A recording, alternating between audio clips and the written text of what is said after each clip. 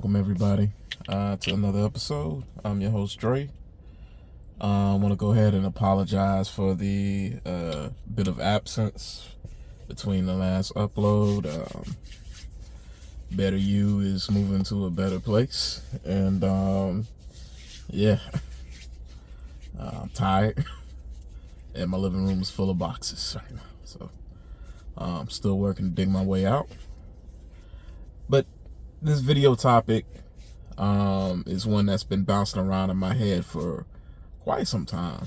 I'm going to call it the black faces of white supremacy. So I guess I should start with what do I mean by a black face of white supremacy. On its face, it probably sounds a little oxymoronic.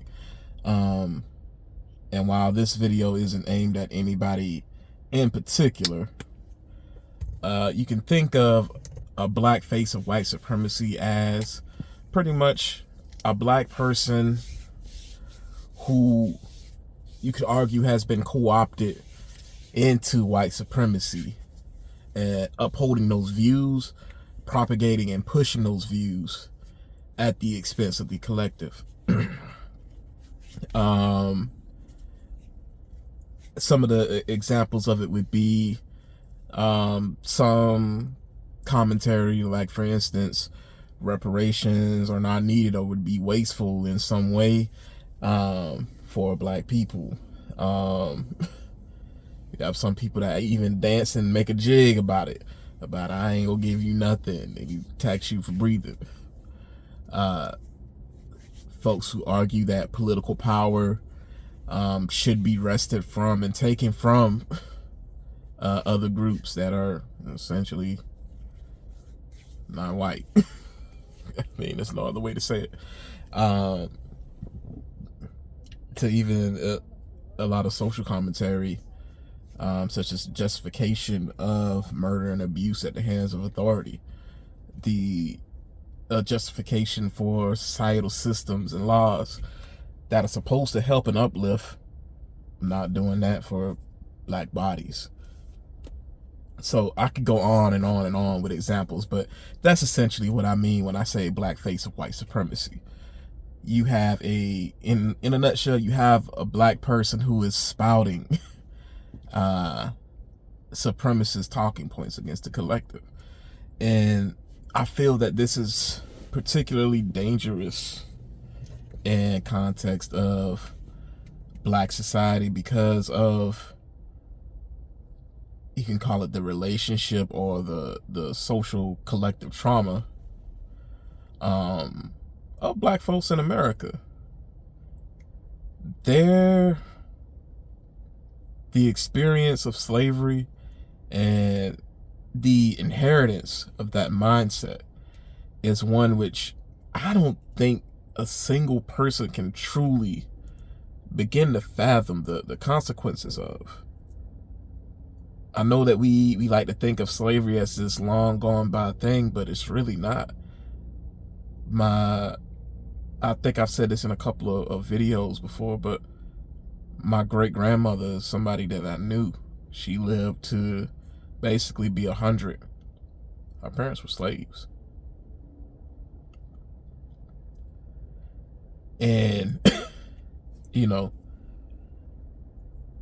she was born 1895 or 1896, give or take. But her parents were slaves. And when you think about it, in one lifetime,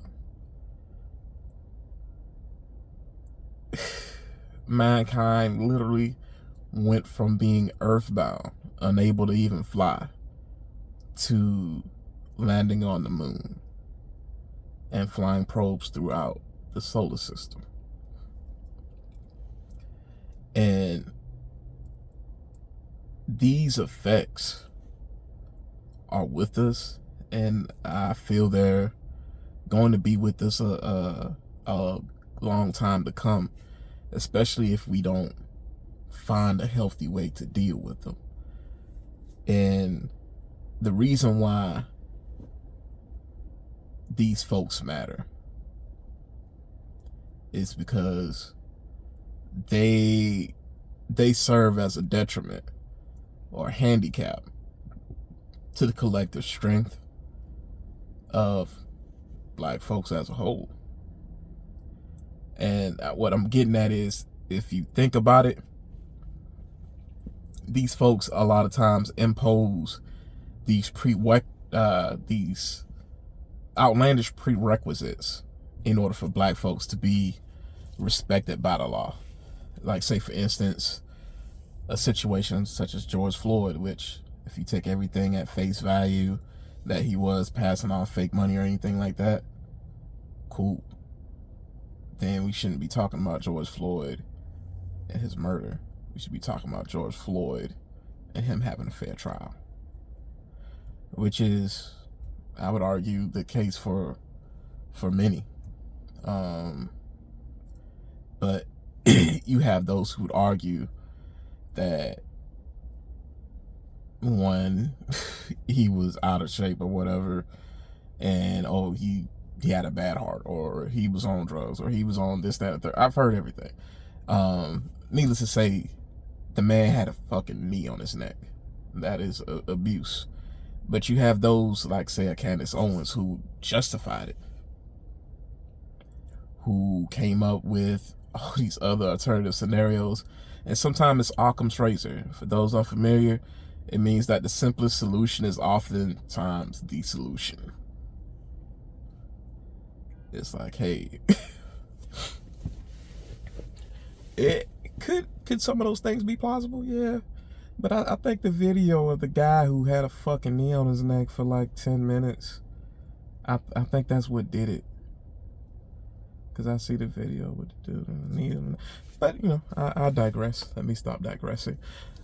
The reason that they're dangerous is these prerequisites keep black folks as a collective from exerting their social power. And as a collective, even seeks to perpetrate some of those stereotypes, which harms us as a group. And what I'm getting at here is, ultimately, what do you do with these folks? Because, granted, there's a small group of every population that is not aligned.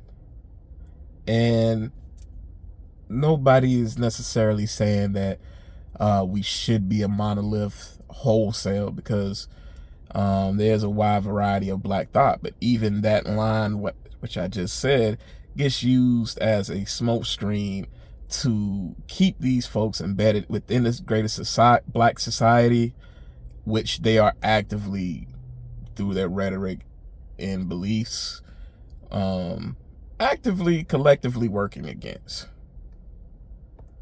But they they are able to retain a measure of support and shelter from the cultural backlash by invoking that. Here's the thing. On a lot of issues, no, we should not be a monolith. But when it comes to the collective, and when it comes to the advancement of black people, there should be a lot of things that we can all as a collective agree upon. Things such as, you know what, if you wrong us, you should face the full penalty of the law. We should get justice. Things such as, you know what, it's pretty fucked up if you don't want to pay a black person the same amount as you would a white person starting out for the same work, same role, so on and so forth. And with these folks providing that cover, what essentially happens is it prevents collective action from being able to take place to address and enact recourse. Think about it. What's the difference between the black community and the Jewish community in terms of backlash? I can tell you right now, if you speak about the Jewish community in a pejorative sense, it's going to be a lot of organizations on your ass. And rightfully so. And think about the same thing. And think about a black man being slain unjustly. He will have similar calls, but they would be a healthy, healthy is probably the wrong word. There'll be a sizable chunk of folks who would be arguing that death was in some way justified. We would be witnessing the death of a man, honestly, 2 or 3 times, because every time one of those events happens, not only is there the loss of life from this man in that event, but then comes the character assassination afterwards, where it's almost as if, because this man was not perfect, he did not deserve to face justice. And please catch what I'm saying. I'm not saying, hey, this person, if they committed a crime, should not be confronted or anything. I'm saying they deserve to face justice. But to even get to the courtroom is a luxury that a lot of folks don't get. And when you have a good chunk of these voices, your Thomas Sowells, your Candace Owens, so on and so forth, making these points, your Tatums, making these points, it now creates an environment in which that lack of unity provides openness. That lack of unity is an impediment to holding others to account.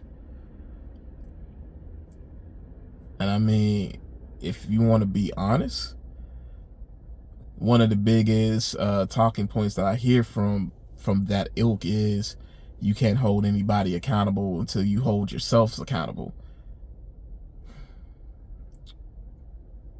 Nah. Nah. You don't deserve justice till you can clean up your own such and such. Nah. 2 things can be true. There's definitely some problems. And there's definitely people that are working in one way or another in the community to solve those problems. But a lot of these problems that we are facing are systemic and created and perpetuated by systems of supremacy. And these systems of supremacy, they frankly are going to enlist the help of these black actors and co-opt them as justification for their perpetuation. So, as I've said before, what should we do? And I feel it's complicated. I've been studying a little bit. One of the things I do with my child is when I get him, I give him homework. So at some point on his laptop, he's going to take 20-30 minutes, and I'm going to give him either an event or a historical figure to look up. And recently, one of the figures I had him look up was Toussaint L'Ouverture. And I won't expressly say it just because of how YouTube is. But the more and more I think about it and I grapple with it, the more and more I come to the conclusion, yeah, it was effed up, but Toussaint was right.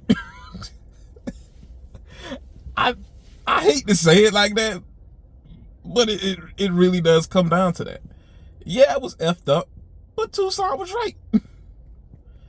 And if you don't know what I'm getting at, go do some Googling and find out what Toussaint did with the Haitian Revolution. Find out what his step 1 was. And my thinking the last few days really has been, how do you do that in today's day and time? what does that look like? And I really truly feel that in this day and age, essentially it would be kind of akin to how certain species of ants treat an infected member. There's a fungus called cordyceps, which when it infects an ant, it can kill an entire colony. And what the ants will do is once a member begins to exhibit behavior that signifies infection, they will basically put together a team to take this damn ant away from their trails, away from their range, and basically dump them out.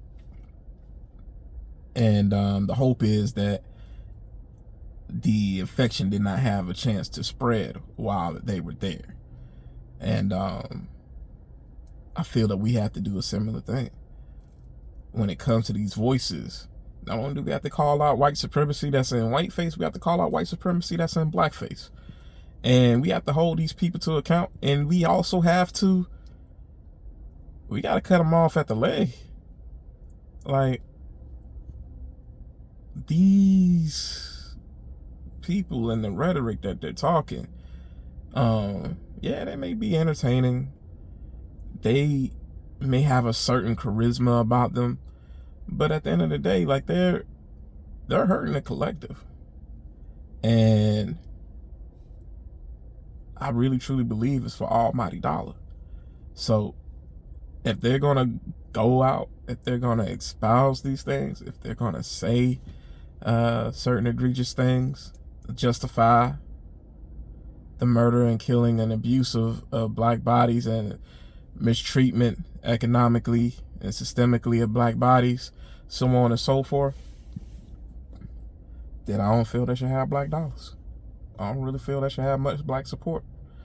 I feel that they should really truly be as economically ostracized as possible, which, you know, to the greater point,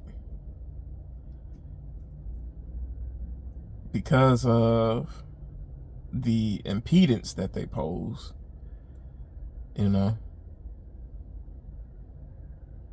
they may still find some funding, some platforming from places that are aligned with those views. But I guess what I'm really getting at is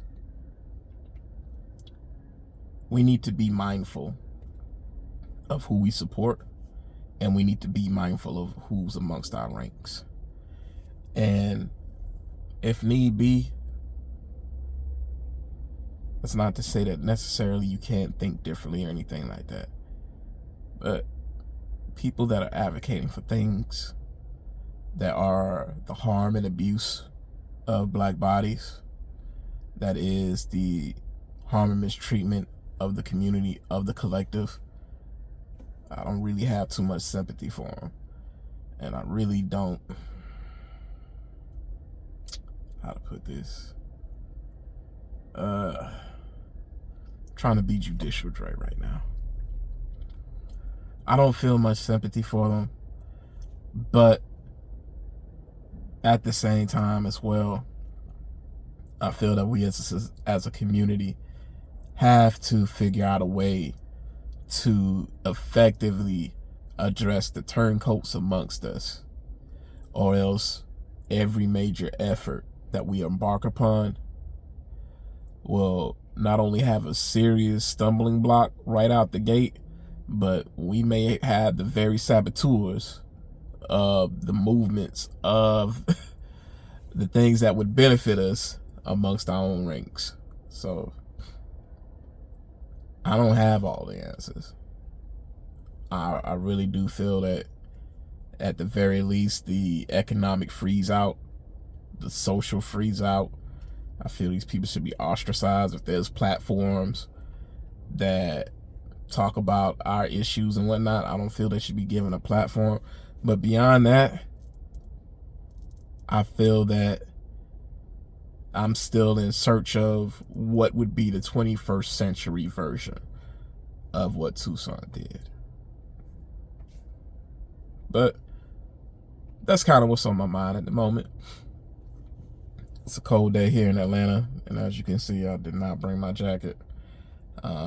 It said it was 80 or going to be 80, and it's like 50 today. Well, it's bipolar. But, and it's starting to rain, goddamn. But that's it for me. Peace. Love y'all, family. Don't forget to like, comment, share, and subscribe. And let me know what you're thinking. I'm really interested to hear your thoughts.